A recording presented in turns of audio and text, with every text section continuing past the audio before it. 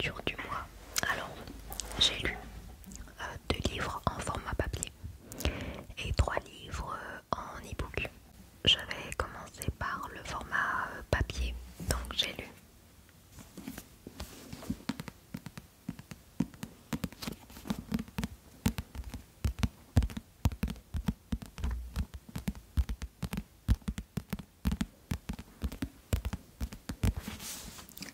Le Royaume assassiné. Comme vous pouvez le voir sur la couverture, il y a la mer et des tentacules, tentacules. Et à l'intérieur aussi d'ailleurs, à chaque chapitre. Ici. Voilà, on a toujours les tentacules.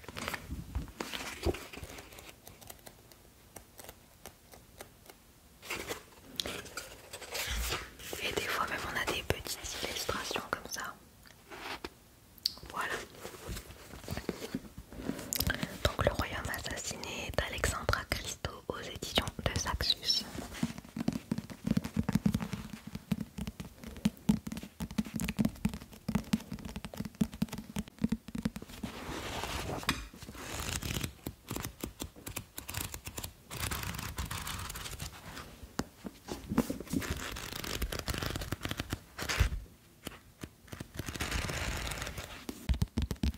Ça a été une très bonne lecture. C'est une réinterprétation très sombre de La Petite Sirène en fait. Et dans ce livre, il y a des chapitres alternés. On suit le point de vue de la sirène et le point de vue du prince.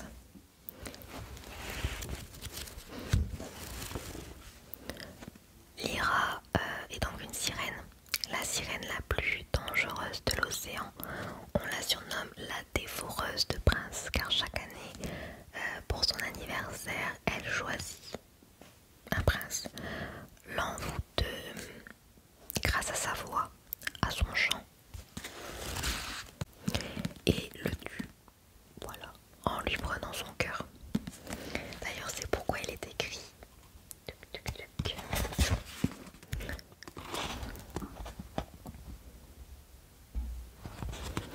je possède un cœur pour chaque année que j'ai vécu.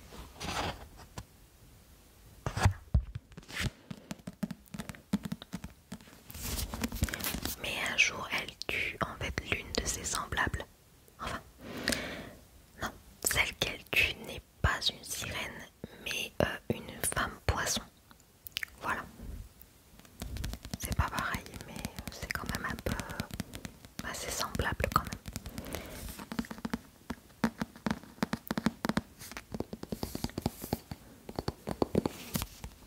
Sa mère va donc la punir. Sa mère en fait qui est la reine des mers et qui ressemble à un poulpe. En fait un peu comme Ursula quoi. Ici on voit les tentacules et au début je me disais mais c'est une sirène, pourquoi on nous met des tentacules comme ça. Parce qu'en fait sa mère c'est une tentacule, enfin c'est un poulpe quoi. Et pour devenir la reine des mers, la sirène est obligée de se changer en poulpe. Voilà, elle se change en poulpe quoi. Sa mère est vraiment cruelle, odieuse, vraiment sans cœur.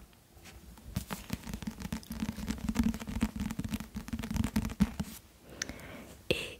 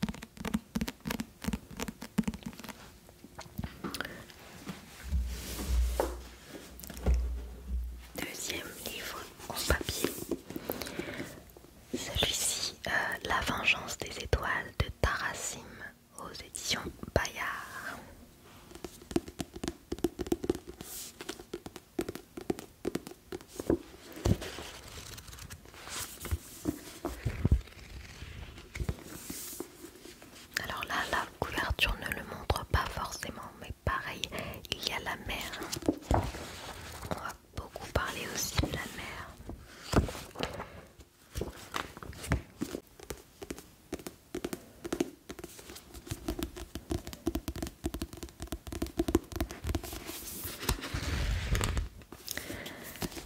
Ça a été une agréable lecture également. On a des bateaux, des capitaines de bateaux, une ville portuaire qui est pourrie par la corruption. Il y a donc aussi voilà, la mer, le sable, les poissons. Voilà, on est dans le mood maritime quoi.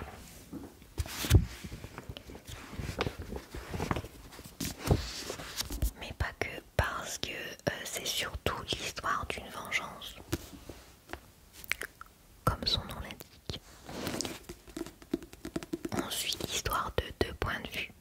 Nous avons des chapitres alternés entre notre héroïne et notre personnage principal masculin.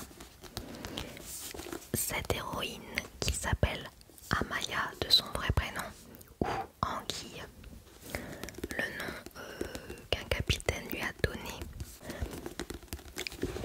car afin d'éponger les dettes de ses parents, elle a été pendant 7 ans exploitée par le capitaine Zaro.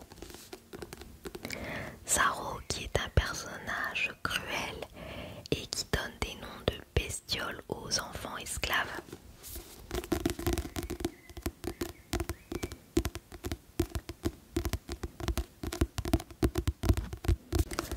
Donc on a des noms comme anguille, cafard, scarabée, etc. Mais Anguille s'apprête enfin à bientôt quitter le bateau, puisque tout simplement elle a fini d'éponger les dettes.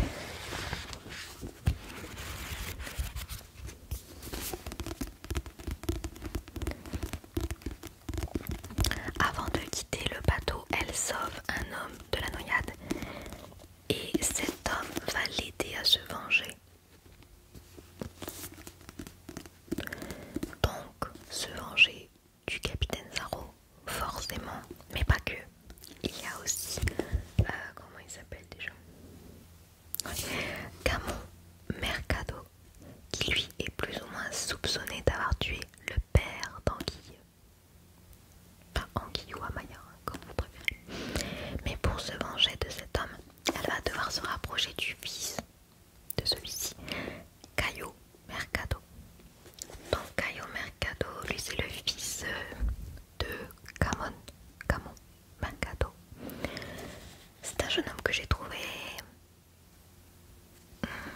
sympathique mais un peu stupide parfois, qui est addict au jeu d'argent.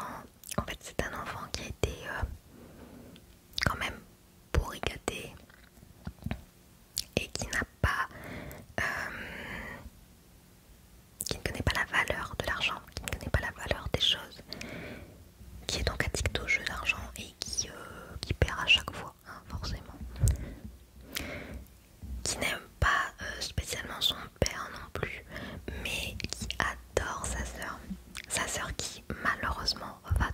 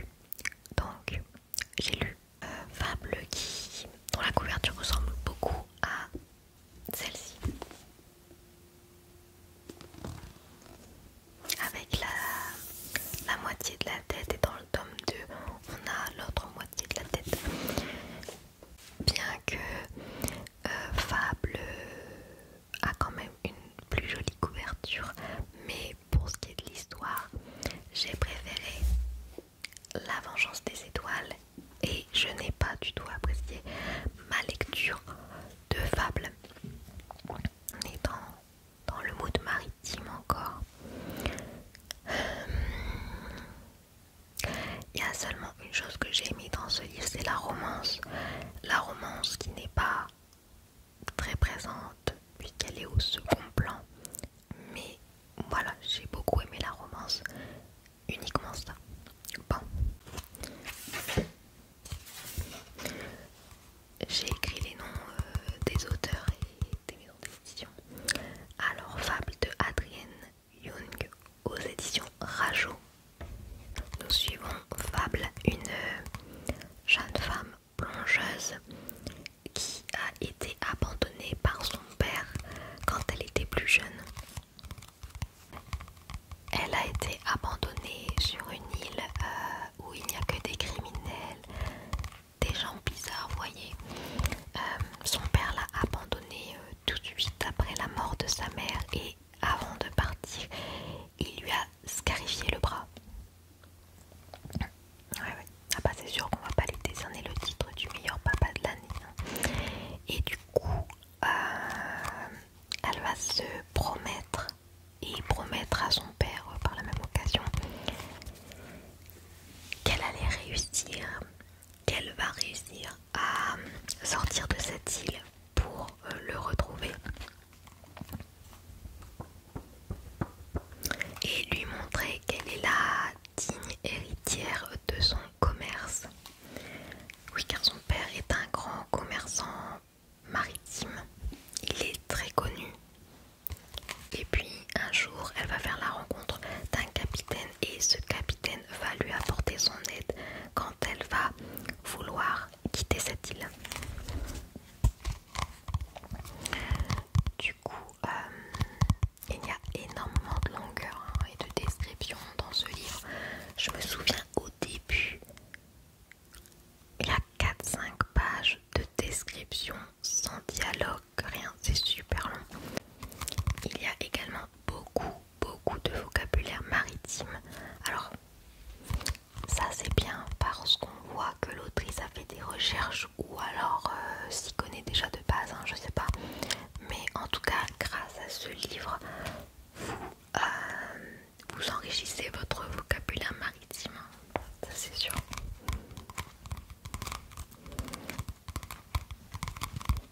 Mais voilà, à part ça, il n'y a pas de rebondissement, rien qui m'a retenu en haleine, sauf peut-être la romance du coup, hein. Comme je le disais, c'est ce que j'ai aimé, qui m'a plu parce que je l'ai trouvée douce, touchante. Les déclarations du personnage masculin affable m'ont complètement séduite, donc voilà. Ensuite, qu'est-ce que je peux dire d'autre sur ce livre? Ah oui, le nombre de pages m'a étonné vraiment. 200 et quelques pages uniquement, donc très rapide à lire. C'est un livre que vous pouvez lire très rapidement. C'est une petite aventure avec de la romance, pas de pirate. Hein, ouais. Parce que quand j'ai vu la couverture, j'ai pensé que ça allait être une histoire avec des pirates. Mais non, c'est une histoire de marchands, de marins, de contrebandiers. Mais il n'y a pas de piraterie, on nous parle pas de pirates hein, là-dedans. Donc voilà. Je n'irai bien sûr pas le tome 2. Ensuite, De perles et de corail. Donc pareil, hein, la couverture, la mer, perles, corail. Voilà. C'est de Mara Rutherford aux éditions La Martinière Jeunesse. J'ai vraiment beaucoup aimé ce livre. J'ai même aimé du début à la fin en fait. Nous suivons Nord qui vit dans un petit village perdu au milieu de l'océan avec sa sœur jumelle Sadie. Les mamans de ce village sont obnubilées par la beauté. Si elles sont des filles, elles veulent qu'elles soient parfaites physiquement. Et pour cause, la plus jolie fille du village pourra épouser un prince d'un autre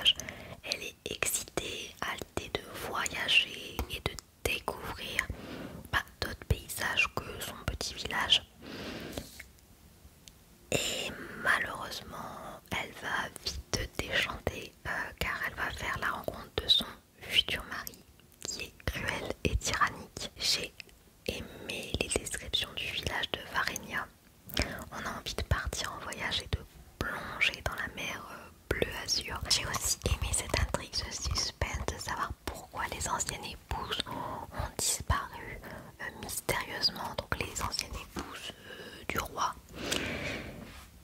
Et puis il y a aussi un laboratoire, son futur époux fait des expériences cachées de tous. Mais qu'est-ce qu'il fabrique? On sait pas, on comprend pas. Voilà, je trouve que c'est très prenant. Et d'ailleurs le tome 2 est sorti il y a pas longtemps là. Et j'ai tellement envie de savoir la suite.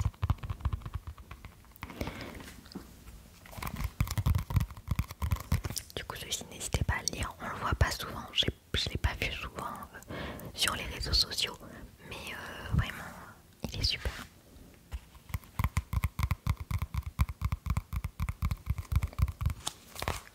Ensuite, du coup, le dernier livre, j'ai lu De sang, d'écume et de glace d'Alexiane Delisse aux éditions Michel Lafon.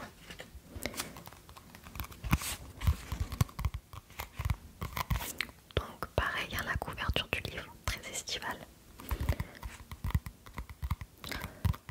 Mais celui-ci, j'ai abandonné. Et je l'ai abandonné très rapidement, peut-être au chapitre 13 je crois. Ou 10, je ne me souviens plus. Nous suivons Perséphone. Alors, non, ce livre ne parle pas de mythologie grecque, hein, mais elle s'appelle quand même Perséphone.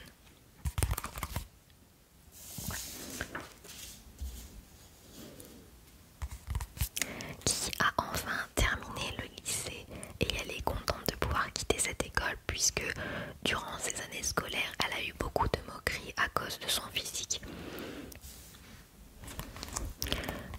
Son physique qui est particulier et d'ailleurs elle-même ne se sent pas bien, ne se sent pas en forme et pense même qu'elle va mourir. Du coup c'est les vacances d'été, elle pense qu'elle va pouvoir se faire des petites journées spéciales, séries, hein. Peut-être elle se dit tiens je vais mettre Netflix, mais c'est sans compter sur son père qui va l'envoyer en vacances toute seule. Allez hop, dégage. Chez sa tante Méduse en Bretagne. Alors oui, le livre se passe en France, hein, c'est français. Et quand elle va arriver en Bretagne,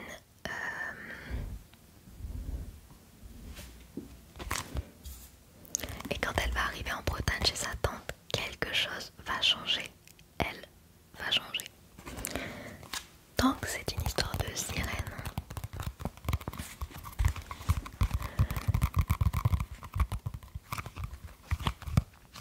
Donc on parle beaucoup de la mer, de créatures maritimes. Moi ce qui m'a choqué c'est le début. Le langage. Au début, le langage est beaucoup trop familier. Quand j'ai vu Daron, Daronne, Vénère, je suis sortie de ma lecture soudainement et je me suis dit attendez. Voilà, j'aime pas quand c'est trop familier dans les livres en fait. Mais bon, après j'ai bien aimé dans